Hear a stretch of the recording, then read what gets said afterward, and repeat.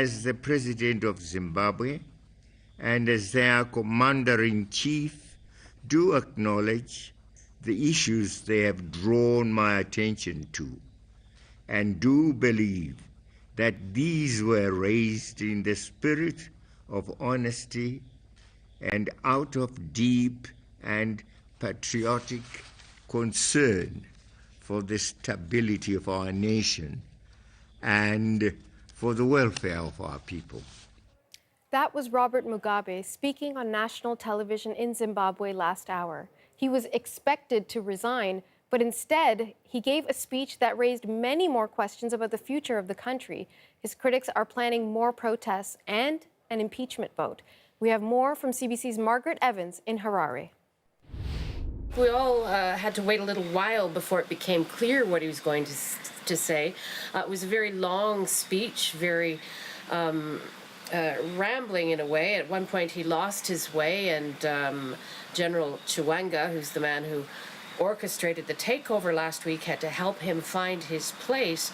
But early on in the speech, I'll just read a little bit to you. We started to get a hint of what was coming. He said, he's talking about the operation, that takeover. He said, the operation I have alluded to did not amount to a threat to our well-cherished constitutional order, nor a challenge to my authority as a head of state and government, nor even as commander-in-chief to the Zimbabwe Defense Forces. So he was basically saying it was not a challenge to his authority. We still waited till the very end of the speech to understand that he really wasn't going to resign, and that really became clear when he said that he is going to preside over the ruling party Congress, which is scheduled in early December. Clearly, he is maintaining his tradition of doing the unexpected.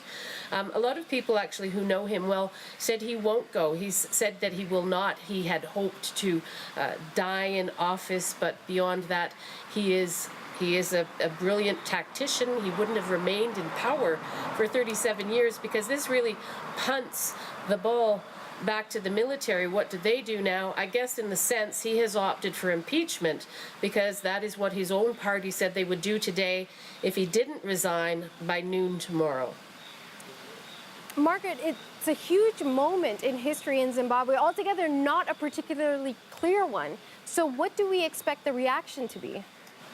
I think people are going to be really, really angry. They'll be disappointed, but they'll be angry as well. And you know, it's interesting. We were down in the center of Harare today talking to people at kind of a prayer protest, they called it. They're saying this is a new day. We're moving on. You know, a lot of exhilaration, I should say. But we spoke to a couple of young women, and we were trying to get them to talk to us on camera. And one of them said, no, I don't want to be on camera in case, you know, it goes the other way, in case it goes back to the way it was before. So it gives you a sense of, you know, kind of how tenuous things still are. And even though this is a man who's no longer the president of the party, he's the president of the country, he remains under house arrest, under the control of the Zimbabwean Defense Forces. They're the ones who are controlling that broadcast that we saw.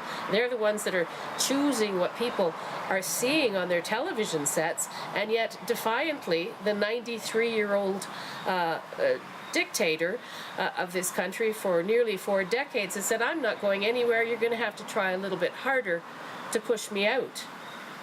So where do things go from here?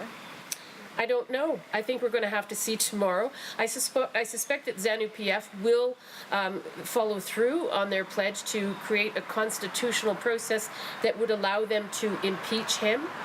I think that there will be impatience. I think his negotiating power might start to diminish. And by negotiating power, I mean, you know, a safe exit from the country, not just for himself, but for his wife, Grace, who is hated by most of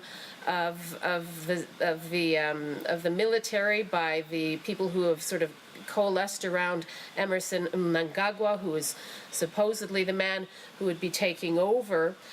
So that's what we're going to be seeing now, is what's the next move of the military? How important do they think it is to try to get this resolved in their favor, or the way they think it should be, you know, through what they say would be legal means? or are they going to have to get a little bit more forceful? And how is ZANU going to react? I mean, we did see today these extraordinary scenes of the ruling party people dancing, after they voted to dismiss Mugabe. These are people who were supporting him just a few weeks ago, people who have propped up this regime for decades, putting basically putting their cards in the basket of the military and the generals. I mean, in terms of the popular opinion, I mean, that will also play with the generals. I mean, they can't ignore, nobody can ignore what happened on the streets here yesterday. The huge numbers of people coming out saying, this is it, we are turning the page. The page will turn, but perhaps not necessarily quite as quickly as everybody thought. Maybe they will have to go down this constitutional process, and maybe there will be protests on the street again.